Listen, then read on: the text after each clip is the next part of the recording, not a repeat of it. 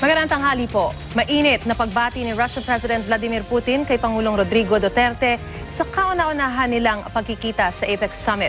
Formal pang inimbitahan ni Putin si Duterte na pumunta sa Russia. Kasunod nito, inimbitahan din ni Duterte sa Pilipinas si Chinese President Xi Jinping. At live mula sa Peru, may ulat on the spot si Joseph Moro. Joseph? Maris, dalawang bilateral meetings ang ginawa nito si Pangulong Duterte dito sa Lima, Peru. Ito nga kay Chinese President Xi Jinping at kay Russian President Vladimir Putin. Si Putin, inimbitahan ng ating Pangulo na pumunta sa Russia. Bihirang makita nakangiti si Russian President Vladimir Putin pero hindi niya sinalubong si Pangulong Rodrigo Duterte sa kanilang bilateral meeting dito sa Lima, Peru. Ito ang kauna-unahang pagkakataon na nagkita ang dalawa. Sabi noon ng Pangulo, idol niya si Putin. Binati ni Putin si Pangulong Duterte sa panalo niya ng eleksyon at pinasalamatan dahil sa anay pagpapabuti ng relasyon ng Russia at Pilipinas sa loob lamang ng maikling panahon. Ang Pangulo naman sinabing matagal na niyang gustong makita si Putin. So once again, congratulations. Not only because you represent a great country, but of your leadership too. Sabi ng Pangulo kay Putin, gusto niya maging bahagi ng Europa ang Pilipinas sa kalakalan bagaman wala sa Europe ang Russia. We've been longing to be a part also of despite the distance. We've been longing to be a part of Europe, especially in the commerce and trade all over the world. Binira naman ni Pangulong Duterte sa harap ni Putin ang mga Western country kabilang ang Amerika. Of late, I see a lot of these Western nations bullying the small nations.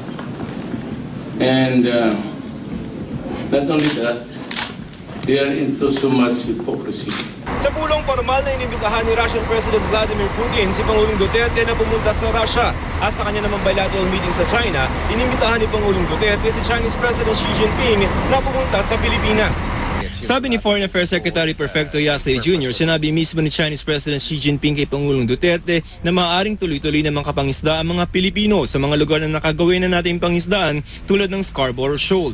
Gayunman, sa pagsusulong ng ating pambansang interes, sabi ni Yasay, isasantabi muna ang usapin ng pagmamayari sa mga pinag-aagawang teritoryo habang wala pang nakikitang solusyon sa hidwaan. Simply promote our interests where the area of jurisdiction, territorial ownership and sovereignty will be set aside in the meantime until a solution is in sight in the future.